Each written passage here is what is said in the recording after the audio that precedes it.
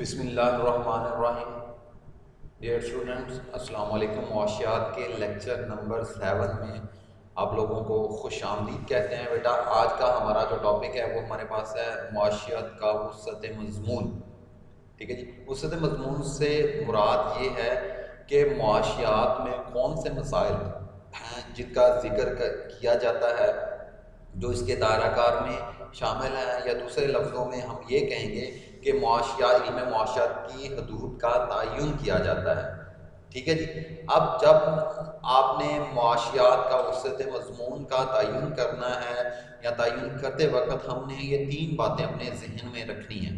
اس میں نمبر 1 ہمارے پاس ہے معاشی مسئلہ کیوں کر پیدا ہوتا ہے۔ نمبر 2 ہمارے پاس کیا اس میں انسان کے انفرادی طرز عمل کا جائزہ لیا جاتا ہے یا اجتماعی نقطہ نظر کا۔ نمبر 3 کیا معاشیات علم ہے یا فن۔ اگر ہم یہ ٹھیک ہے جی باتیں کو ڈسکس کر لیں گے، ان کو سمجھ لیں گے، ٹھیک ہے، ان کو دیکھ لیں گے تو ہم سمجھیں گے کہ ہم نے معاشیات کے وسعت مضمون کا ٹھیک ہے جی جائزہ لے لیا ہے، یا ہمیں پتہ چل گیا ہے کہ معاشیات کا جو مضمون ہے وہ کتنا وسیع ہے، کون سے مسائل ہیں جو اس کے دائرہ کار میں آتے ہیں اور کون سی چیزیں ہیں جو اس کے دائرہ کار سے باہر ہیں۔ تو ان پہ 1 بائی 1 ہم بات کرتے ہیں۔ ہمارے پاس نمبر معاشی مسئلہ اور اس کی نوعیت، ٹھیک ہے جی، یا معاشی مسئلہ کیوں کر پیدا ہوتا ہے۔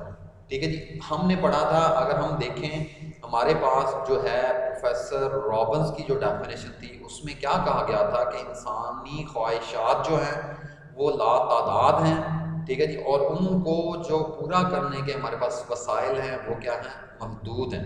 تو ایسی صورتحال میں ٹھیک ہے جی جب آپ کی خواہشات بہت زیادہ ہوں، ٹھیک ہے، اور آپ کے پاس وسائل محدود ہوں، اور خواہشات میں بھی آپ دیکھتے ہو کہ اہمیت کے لحاظ سے فرق پایا جاتا ہے۔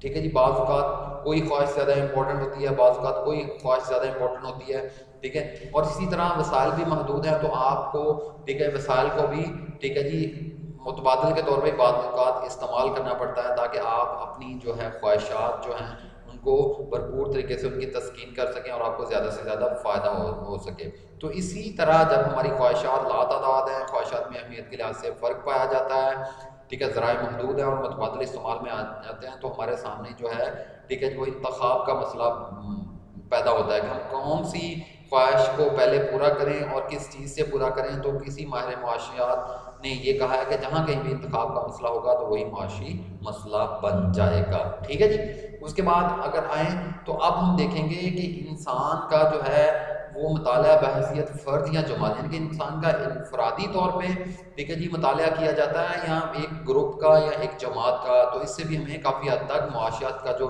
وسعت مضمون ہے اس کو سمجھنے میں ہمیں ہیلپ ہوگی۔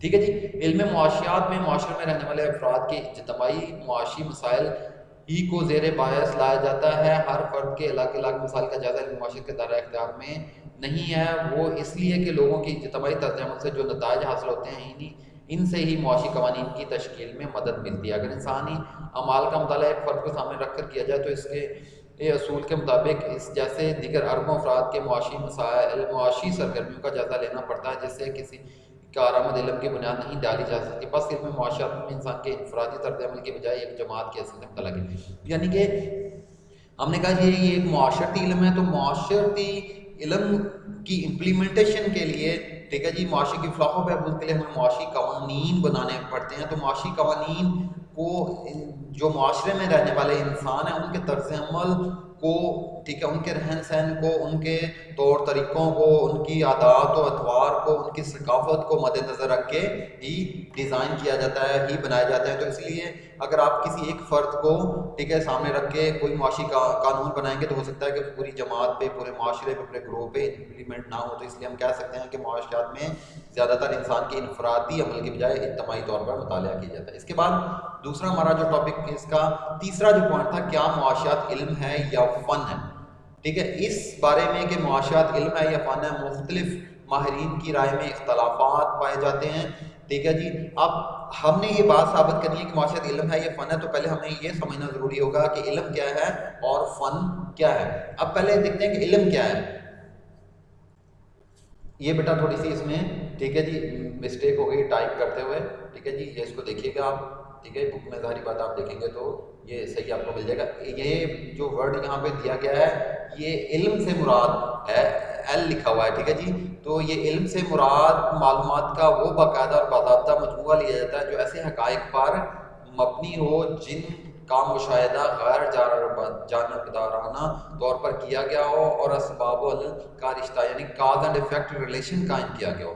ہمارے پاس علم کی دو ٹائپس ہیں, ایک ہمارے پاس ہے علم الحقیقت اور علم الہدایت. اب علم الحقیقت کیا ہے اور علم الہدایت کیا ہے؟ علم الحقیقت میں اس میں کسی مسئلے کے اسباب و نتائج بیان کیے جاتے ہیں اور حالات کا جو کا توں مطالعہ کیا جاتا ہے. اس میں واقعات کو خالص علمی انداز میں بیان کیا جاتا ہے اور اپنی طرف سے کسی رائے کا اظہار نہیں کیا جاتا. یعنی کہ جو بھی مسائل ہیں, آپ کوئی بھی مسئلہ ہے, ٹھیک ہے, اس کو اسٹڈی کریں گے, ٹھیک ہے, اس کی وجوہات کیا ہیں, اس کن وجوہات کی بنا پہ یہ مسئلہ پیدا ہوا ہے, جیسے کہ جیسے حالات ہیں, آپ نے جو مشاہدہ کیا اس کو ویسے کہ ویسا بیان کر دینا, آپ نے اپنی طرف سے کوئی رائے نہیں دینی. اس کی نشانی یہ ہوتی ہے کہ اس کے ہر فکرے کے بعد ہے یا بڑی آتا ہے علم طبیعات, علم کیمیا وغیرہ اس قسم کے علوم ہیں. اس کے بعد اگر ہم علم الہدایت کی بات کریں تو اس میں کسی مسئلے کے برے نتائج سے محفوظ رہنے کے لیے, یعنی کہ آپ نے ٹھیک ہے مسئلہ آئیڈینٹیفائی کر لیا, اس سے کیا اثرات ہونے ہیں, اب ان سے کیسے محفوظ رہا جا سکتا ہے, ماہرین اپنی رائے دیں گے, نہ صرف رائے دیں گے بلکہ مختلف تدابیر بھی تجویز کی جاتی ہیں کہ اس میں حالات کا ایک خاص نقطہ نظر سے جائزہ لیا جاتا ہے اور یہ دیکھا جاتا ہے کہ ایسا ہونا چاہیے یا نہیں. اس کی نشانی یہ ہوتی ہے کہ ہر فکرے کے عقل میں چاہیے آتا ہے. ٹھیک ہے, یہ آئیڈینٹیفیکیشن بتائیے. ٹھیک ہے, علم الہدایت کیا ہے کہ مسائل کے نتائج, پھر ان نتائج سے محفوظ کیسے رہا جا سکتا ہے, کون سی تدابیر اختیار کرنی چاہیے, یہ ہمارے پاس علم الہدایت کہلاتا ہے. ٹھیک ہے جی, یہ تھا ہمارا آج کا ٹاپک. ٹھیک ہے, کل انشاءاللہ تعالی نئے ٹاپک کے ساتھ ٹھیک ہے جی آپ سے ملاقات ہوگی. اپنا خیال رکھیے گا اور اپنی اسٹڈی کو کنٹینیو کرتے رہیں بیٹا. ٹھیک ہے, گھروں میں رہیں, محفوظ رہیں. اللہ تعالی ہم سب کا حامی و ناصر ہو.